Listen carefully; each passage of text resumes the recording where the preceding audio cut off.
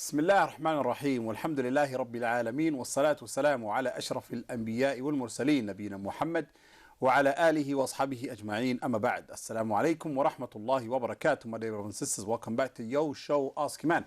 The show gives you the opportunity and the platform to call us here live in the studio by calling us on 0203-515-0769. That's 0203-515-0769.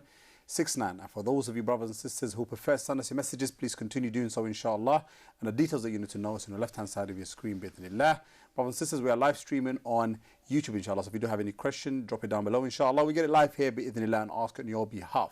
Brothers and sisters, the 8th or the 9th day of Ramadan now, inshallah. So if you do have any question in regards to Ramadan, this is an opportunity for you to do so, inshallah. We'll be running for the next 45 minutes. So I'll be hosting for the next 45 minutes, Mahmoud Yusuf, or me. I have my beloved Shaykh, Shaykh Wasim Kempson. Assalamu alaikum wa rahmatullahi wa barakatuh. Wa alaikum salam wa rahmatullahi wa barakatuh. Hayakallah, Shaykhana.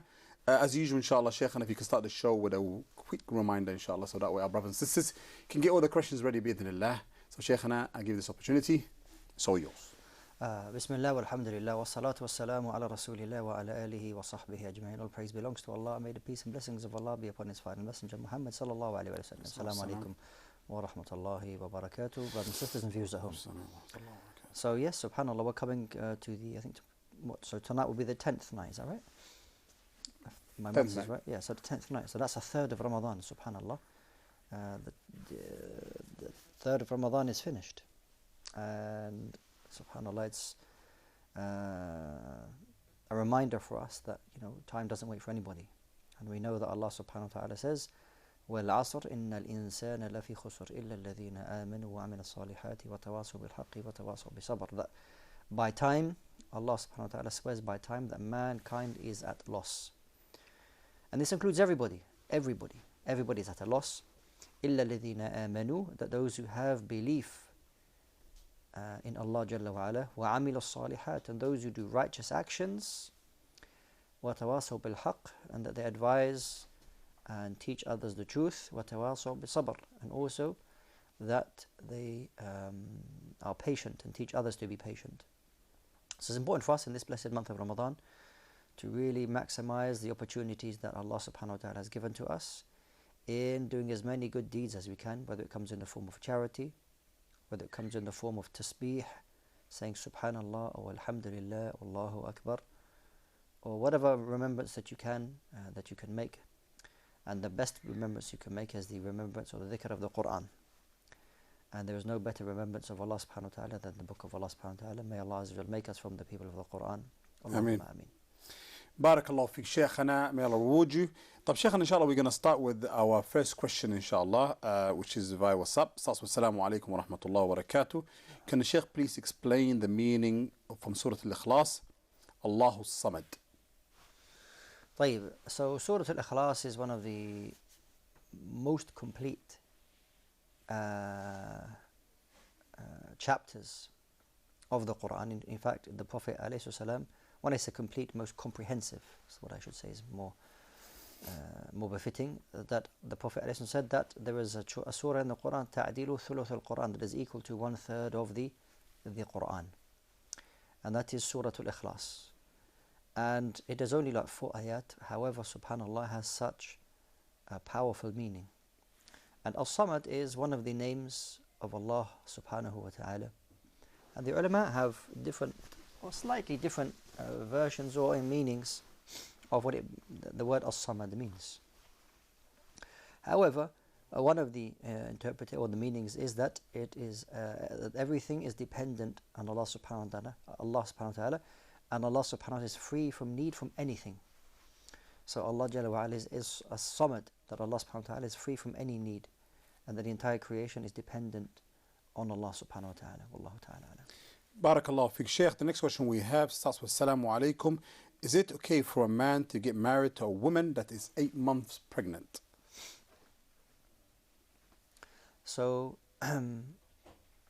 if a woman is pregnant and she has separated from her previous husband, she is going through an iddah, a waiting period, and her waiting period ends when she gives birth.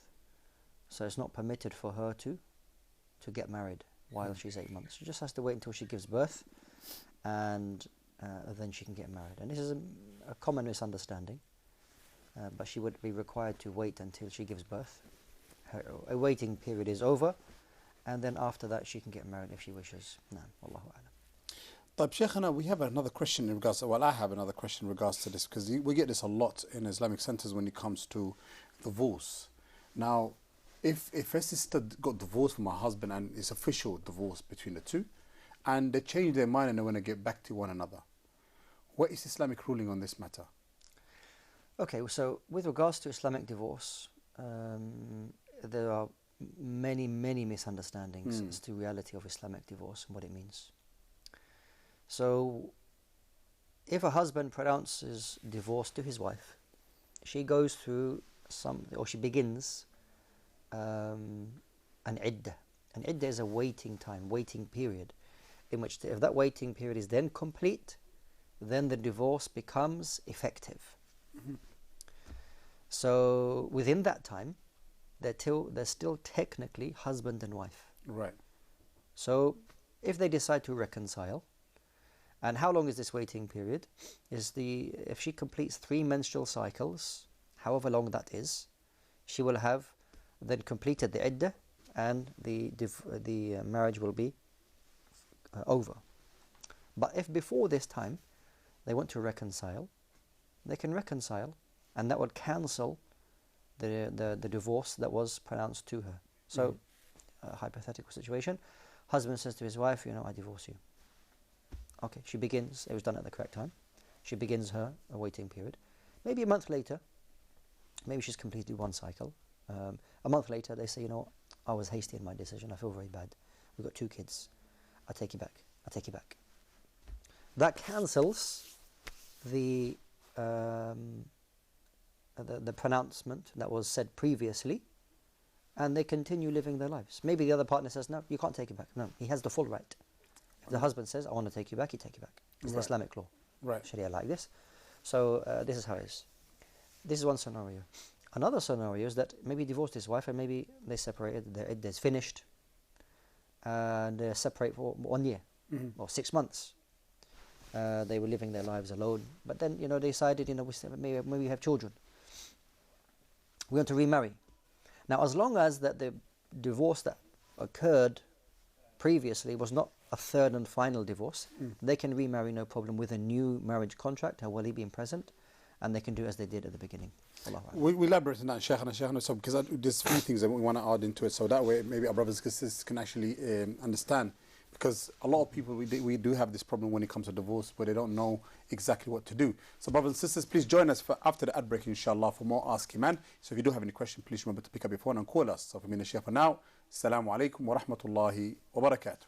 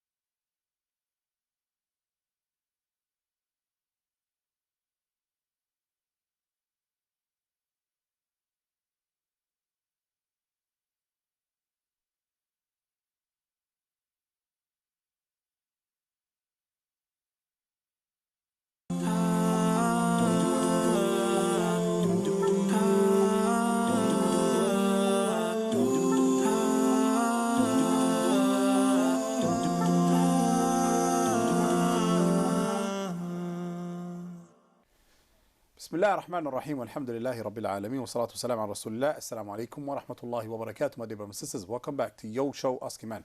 Brothers and sisters, before that break, we were speaking about the divorce and how it falls.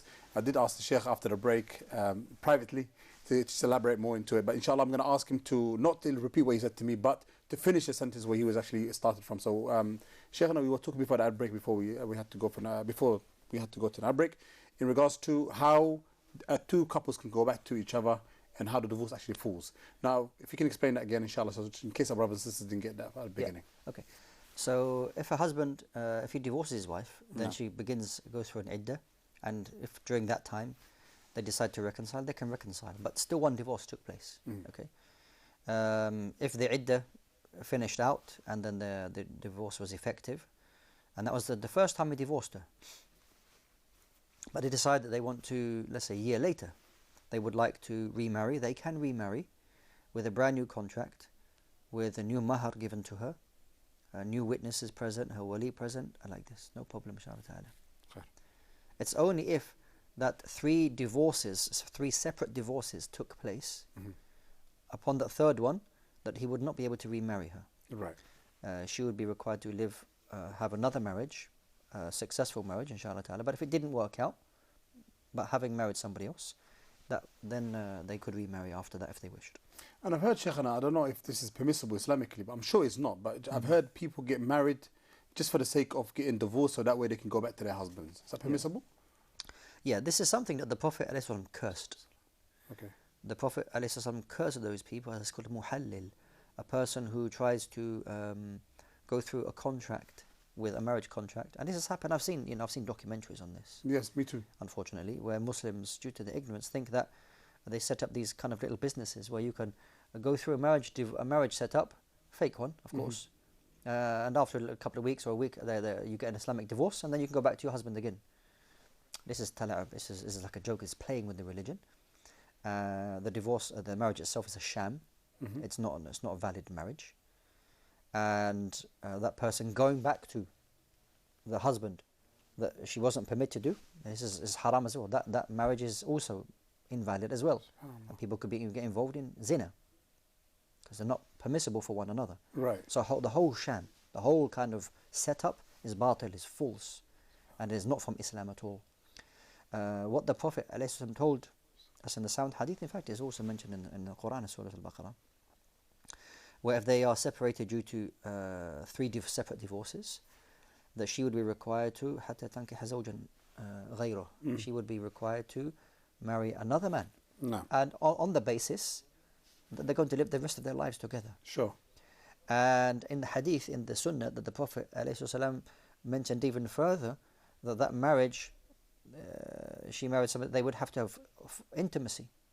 Full intimacy. It's not just a piece of paper. It's not a paper exercise, right, where people marry somebody and then you've got a divorce week later. No, that marriage would have to be a proper marriage where people live together and they have husband and wife relationship. And if it didn't work out, qaddar Allah, and then they separated, she would then be permitted to marry her first husband, as it were. Allahu طيب, barakallahu fiqh. Shaykhana, we have callers. Let's take these callers, inshallah, brothers. Assalamu alaikum. Welcome to Ask Eman. I'm sorry, just a quick question. Go ahead. I know if you take part in something good, then you get the reward. Sister, sorry, sister. I can't hear you because the noise in the background. So if you can turn the volume down, inshallah, on your TV. It's just people talking. Oh, people talking. Okay, if you can go to a quiet room, inshallah, because I literally can't hear what you're saying. Okay, 1 second. Go ahead. Sorry, wait. Okay, so I know in regards to if you take part in something good, you get the reward for it. But just more specifically, so say for example, you're working in a charity firm and you're processing donations. So say for example, someone gives £20. When you process it, is it as though you've given the £20 as well? Okay, no problem. Do you have any other question? No, that's it. Thank you. Barakallahu fiki. Shaykhana, in this instance, we're talking about the people who actually work in the charity sector. And if somebody donated money, let's say £20, and you processed it, do you get the same reward? طيب. So we have to differentiate between the person who actually carries out that good deed and the person who helps. and a third person who actually directs that person to do good. So a person gives charity, whatever amount it is, £10 or £50. We hope that Allah subhanahu wa ta'ala will give them a full reward of what they have donated.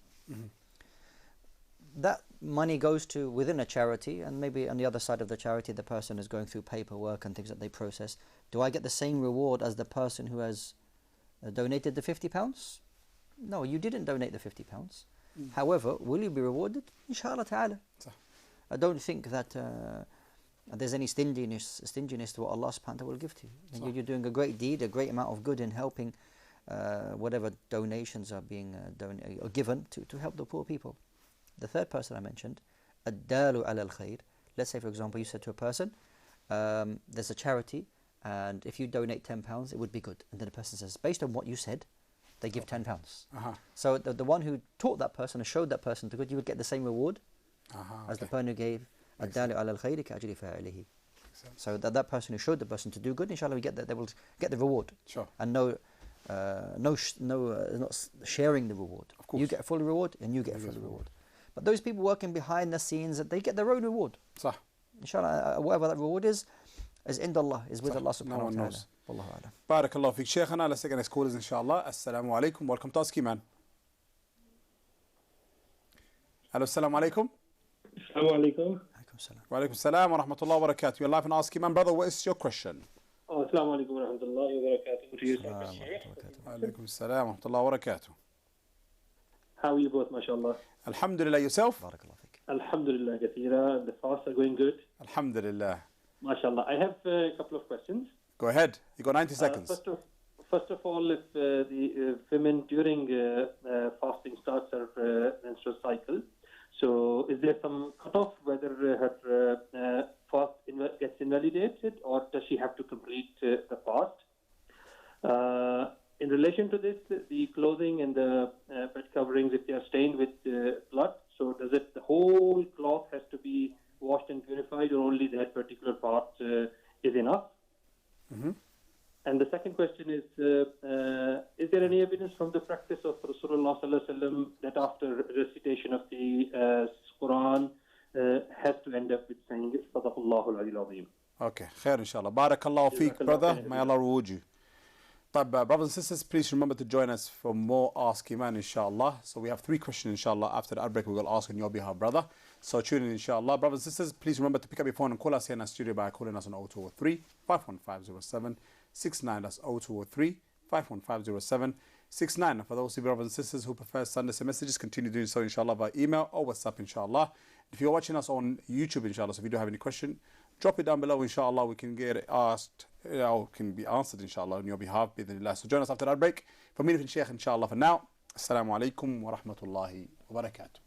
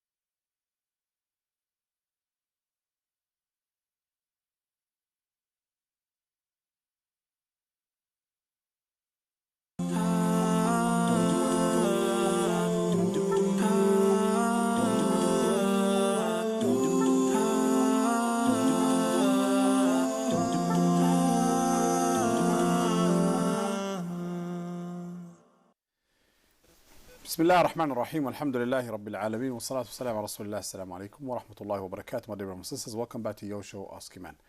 Shaykhana, before the ad break, our brother called us and he had three questions, and two of the questions were related to one another, but one of them wasn't.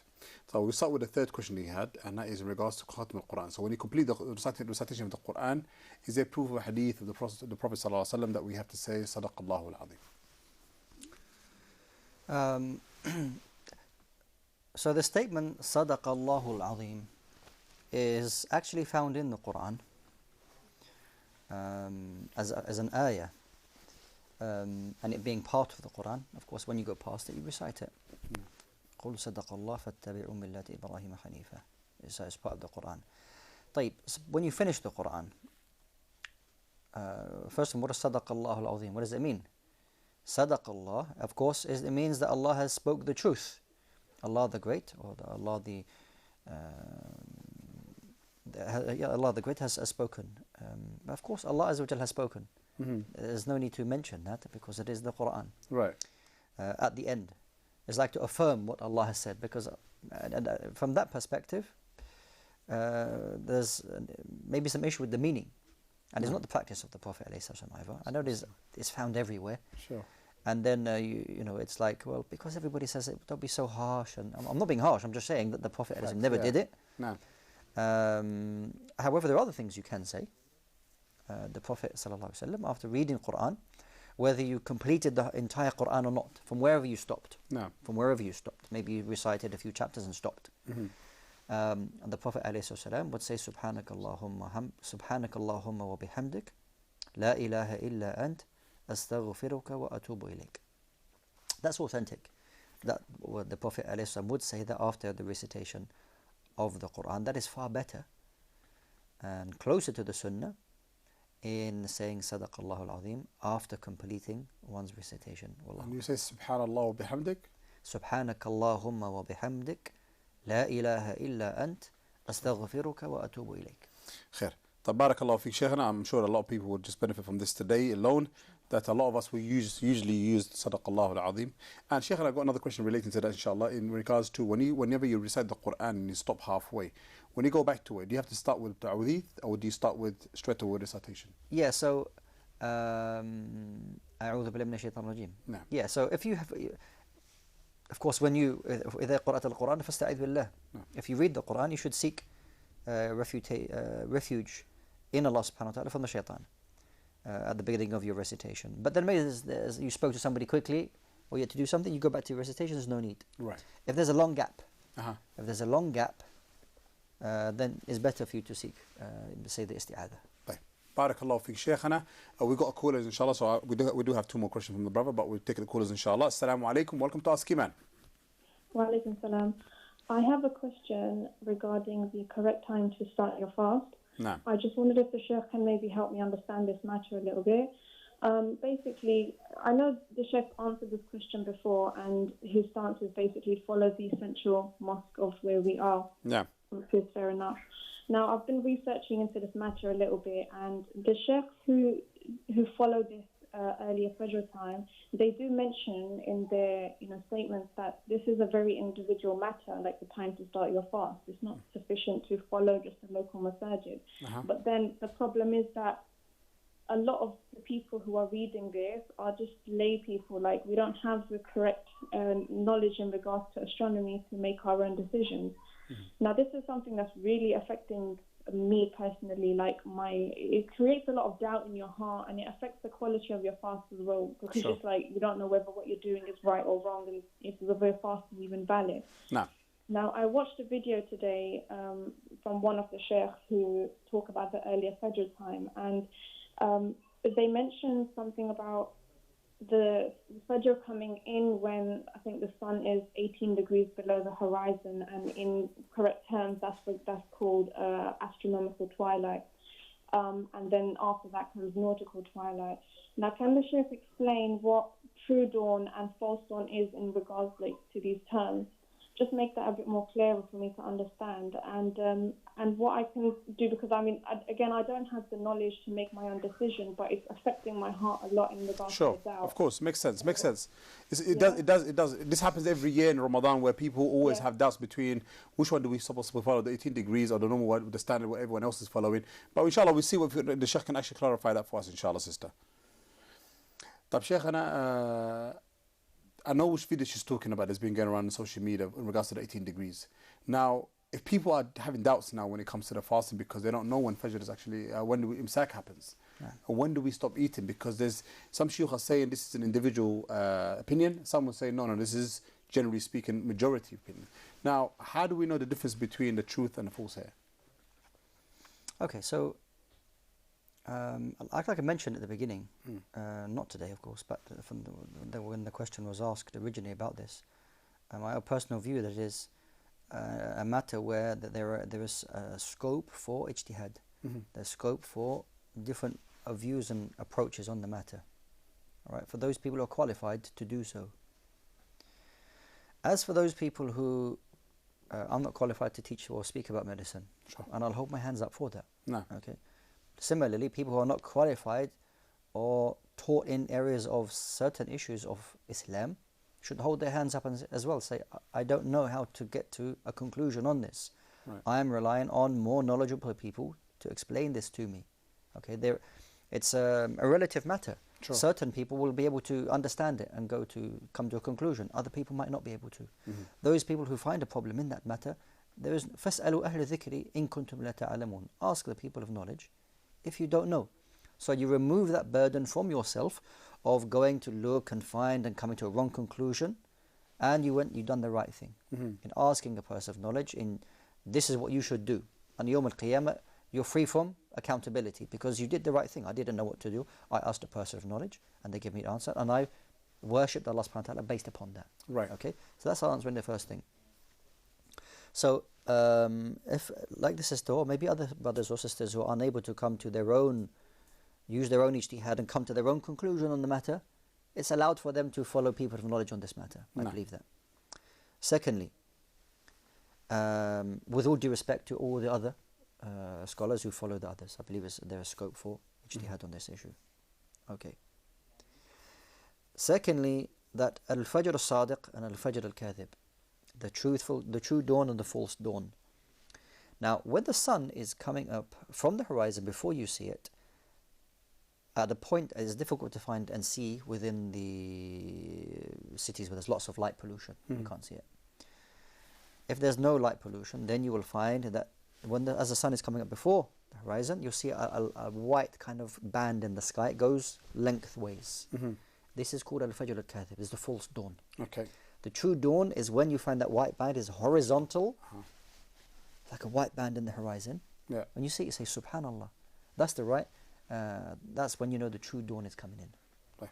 Okay? Wallahu a'lam. Khair. Barakallahu fiqh, Shaykh, and I hope that answers your question for you, sister. Brothers and sisters, we're going to go for an ad break, inshallah. So if you do have any questions, please remember to pick up your phone and call us, inshallah. The next segment is going to be the last segment. So if you do have any questions, I urge you, brothers and sisters, to pick up your phone. I know there's a brother or a sister on the phone waiting for us, inshallah, from America. Please tune in, inshallah. For me and the Shaykh for now. Assalamu alaikum wa rahmatullahi wa barakatuh.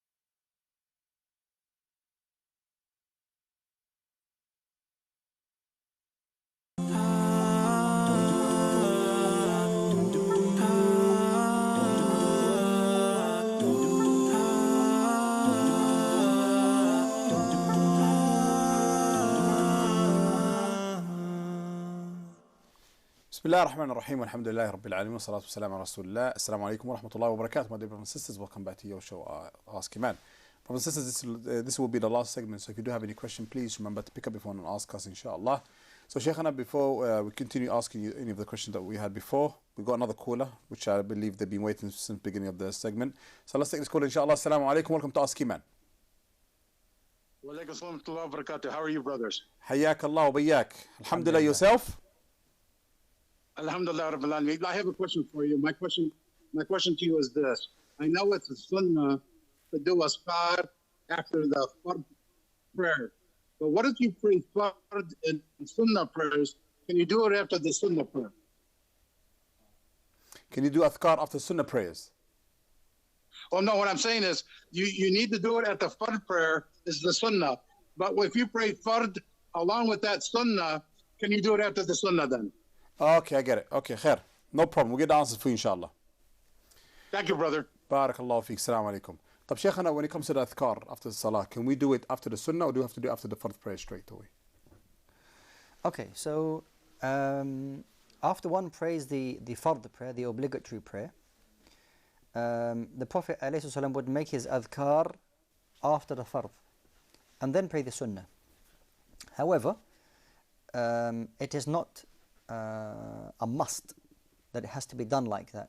So for example, if a person prayed their fard and then very shortly after that they prayed their sunnah prayer and then wanted to make their adhkar, no problem, you can also do that as well, inshallah. Okay. Both are not a problem, inshallah.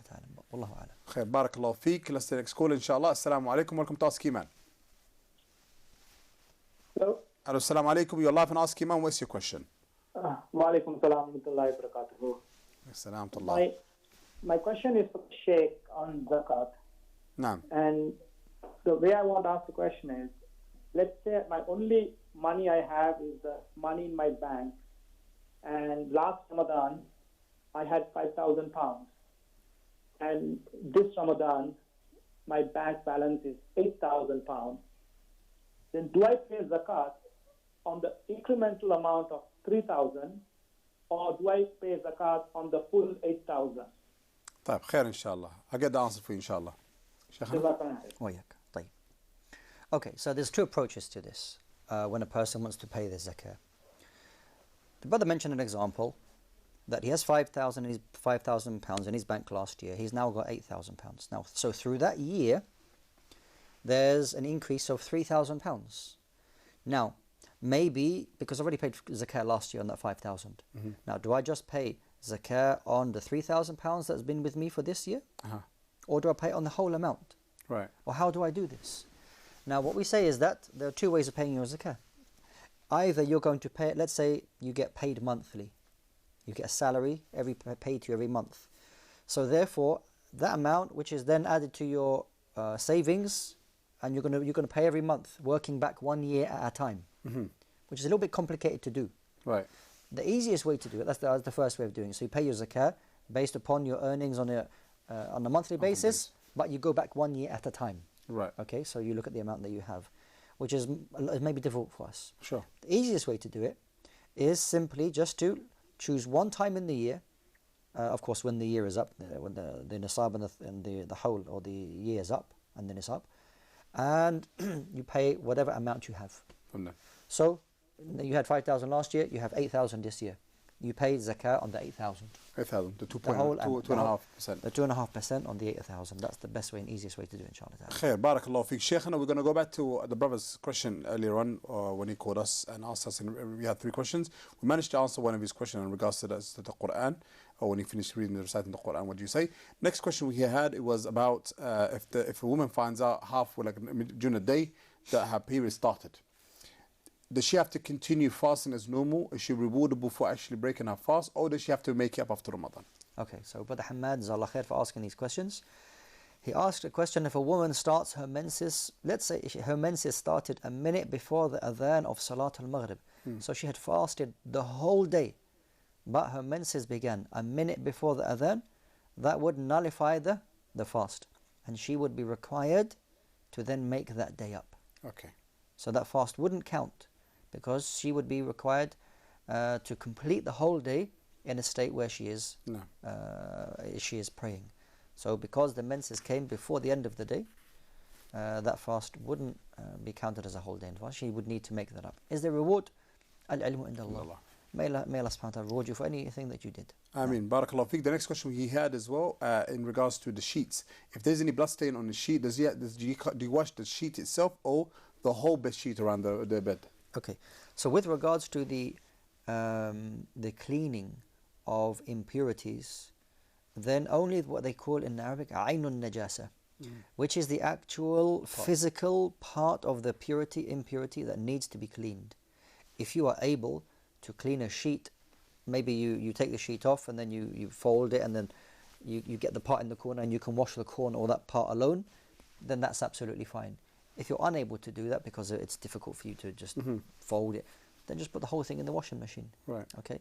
If you're able to clean the area without having to wash the whole thing, then that's absolutely fine. The point is that I can remove the impurity in the place that it is, the place that's been affected by the impurity.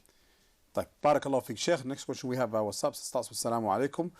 Does Shawwal start after the first day of Eid? Well, yes. I mean, the day of Eid, which is the first day after we complete Ramadan, that's the first of Shawwal.